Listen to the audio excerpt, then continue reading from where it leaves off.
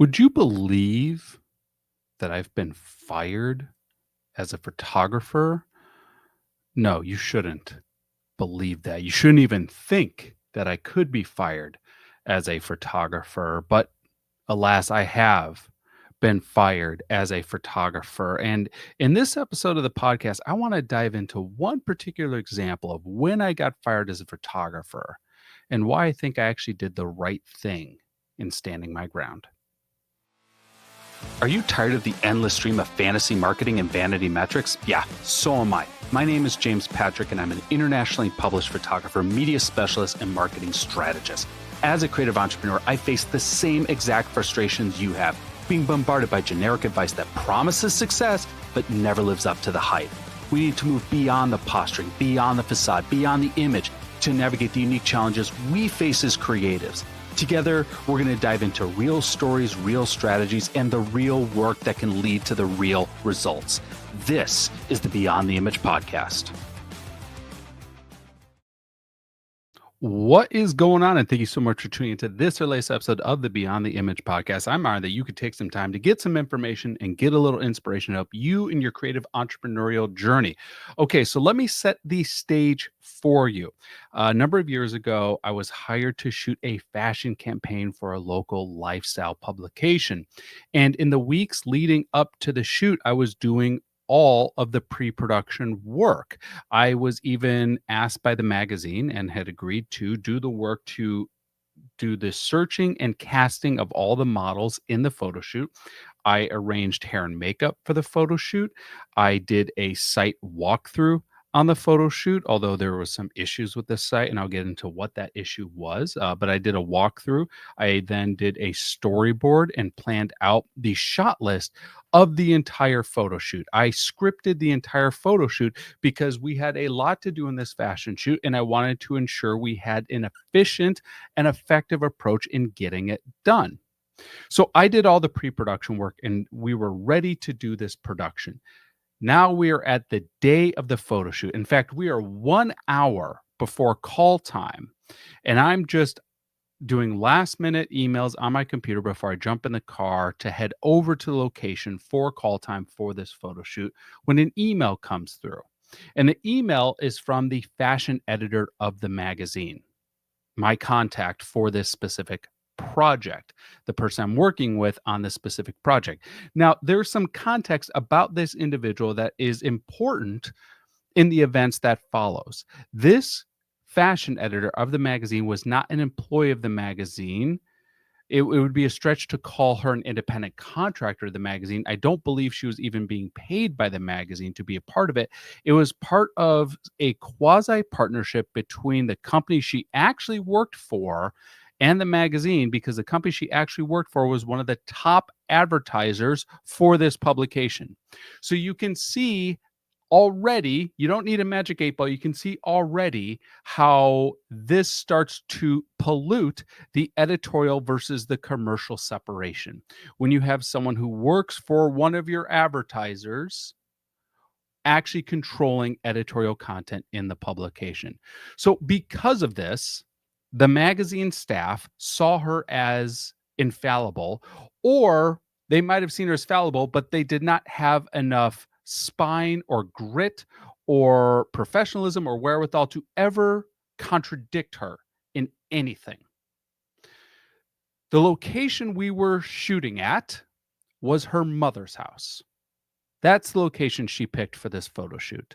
She didn't look at hotels or unique properties or work with any city or county municipalities to find us a really cool location. No, she wanted to shoot it at her mother's house, which was awkward, but fine. I did the walkthrough, I planned out the shoot, and I was going to make it work, despite this not being what you would imagine a residential property for a fashion photo shoot to look like. It did not have that aesthetic, but we're going to work with it. The morning of the photo shoot, 1 hour before the photo shoot, an email comes through from her to everyone that's a part of the photo shoot. Myself, the rest of the magazine editors, the 4 models, the makeup artists, etc., saying, "We're postponing the photo shoot till tomorrow." So I immediately get on the phone and I'm like, "What do you mean we're not postponing the photo shoot. Why would we postpone the photo shoot?" And she says, "Well, there's clouds in the sky. It's too cloudy out, and I want there to be a blue sky in these photos. And we cannot get the shots we need with the clouds." And I said, "Excuse me. I'm the photographer. I'm the creative lead on this. It is and should be up to me to determine the conditions if they are appropriate to shoot in. And I'm telling you, not only can we shoot in these conditions, we can make great photos in these conditions. I will make great photos in these conditions. I have absolutely no concern about the weather.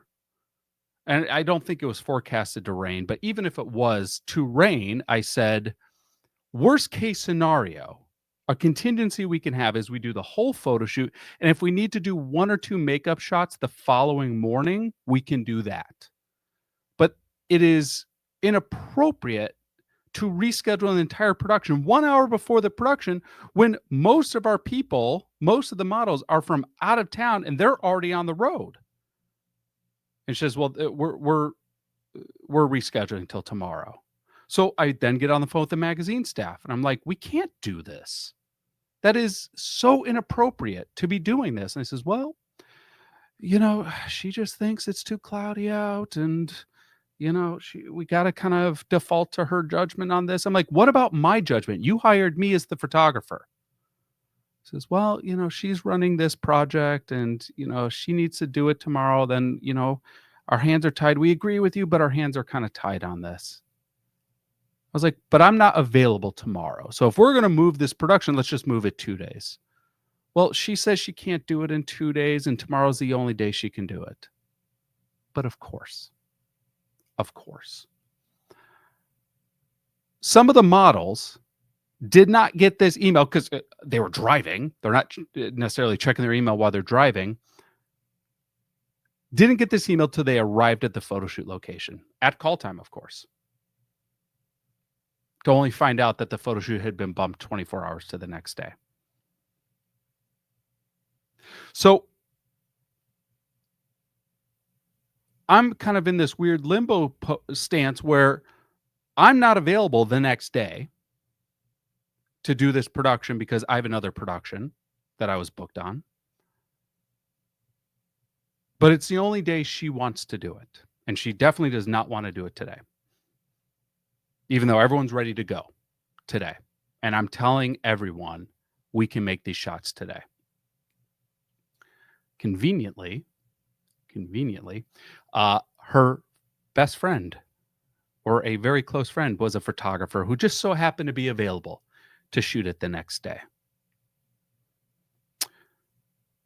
But I got back on the phone now with the higher editor over at the magazine, and I said, "Listen, this is wildly unprofessional how this is being handled. One, I feel I need to be paid a kill fee because I've done all the pre-production on this. I cast all the models. I selected the hair and makeup person. I did the site walkthrough. I storyboarded the whole thing out. I pulled together swatches and mood board samples. I built the entire creative approach for this photo shoot already. And it's being yanked out from me. And on top of that, you've now wasted all these models' time. And with a lot of them, you wasted their money because they're driving out. Yes, they were being paid for this photo shoot, but they weren't planning to drive out of town twice. Some of these people had to drive 4 hours round trip and now are being asked to do it the very next day. So I made the magazine not only pay me a kill fee, I demanded that they pay the models an extra travel fee to waste because their time was wasted. The shoot proceeded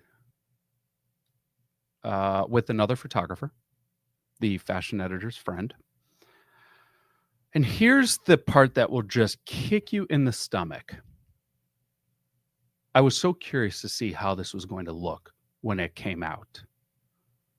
Oh, and you should know that the day we were supposed to shoot, within a few hours, all the clouds had dissipated and there was clear skies.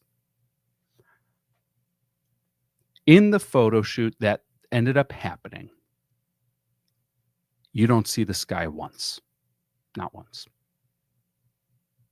Never once did the photographer shoot at an angle that showed an inch of sky in any of the photos. Okay. I'm glad that was so important to you. That magazine did not hire me again for a number of years because I stood my ground and I forced them to pay out for uh, bending for this essentially advertiser who they had given an editor title to. And it was years before they hired me for anything. And they never hired me again to shoot fashion. Never again. To this day. And this was over 10 years ago. And they've hired me for a few projects since then, and a few sizable projects since then. So, I've done work with them, but I never worked for their fashion team again. And if faced with this situation again, I have to say there's not a thing I would have done differently. I would have stood my ground. I would have demanded we shot that day, which are those things I did. And I would have demanded the publication pay out for the inconvenience of their unprofessionalism, just like I did. Perhaps the only thing I would have done differently, in hindsight, is I would have demanded that I control the location. It was the one thing where when she said she wanted to shoot at her mother's house, I originally protested, say, I have contacts at various country clubs and hotels and resorts in town. I'm happy to call them to see what we can arrange. I can do that. I'm doing everything else on the pre-production. I can do that too. And she says, no, her exact words, the fashion editor's exact words were, I want this to be an easier, more laid back shoot. I mean, talk about mailing it in. And the the point of this is not to just hate on bad clients. Like, yes, it sometimes is fun to kind of whine about these things. But the point is that we as business owners, and as a photographer, you are a business owner.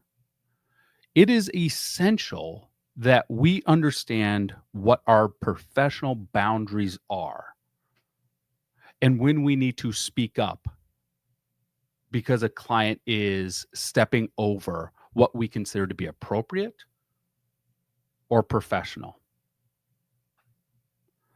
And this client leaped over that line. Absolutely. And when I spoke up and when I started making demands, I said, I demanded that they did this.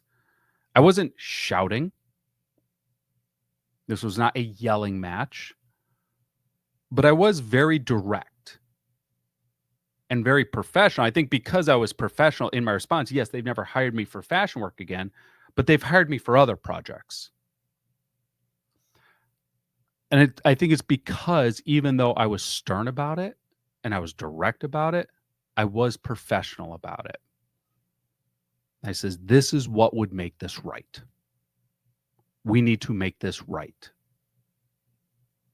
I'm curious what some of your horror stories are with egregious actions by clients. DM me at jpatrickphoto on Instagram. Let's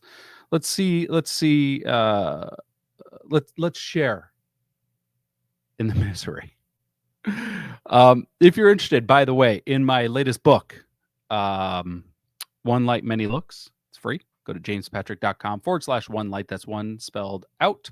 jamespatrick.com/ONELIGHT. You can get a free copy of the new lighting tutorial guide that'll help you maximize the use of one light in your portrait work. jamespatrick.com/one light. As always, appreciate your 5-star reviews on the Apple Podcast app, for sharing this podcast with a friend. Catch you on the next episode. Take care, everyone.